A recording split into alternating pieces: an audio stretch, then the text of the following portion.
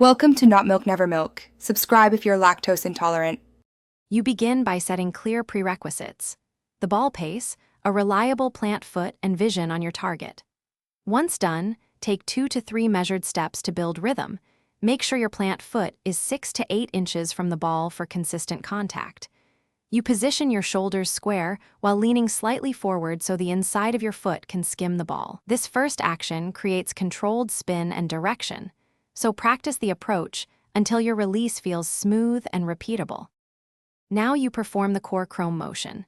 Step through and contact with the inside ridge of your foot, striking slightly under the ball to lift and impart inward spin. Once in motion, make sure to keep the follow-through low and direct it at the target so the ball stays true.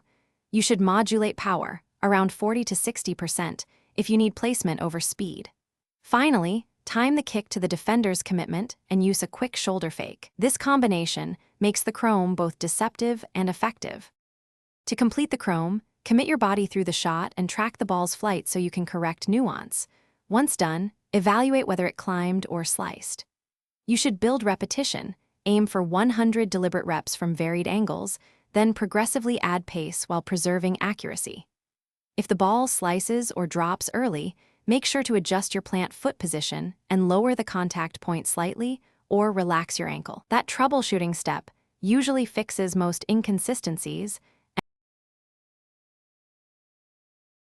Thanks for watching. If this was helpful, leave a like and consider subscribing. See you next time.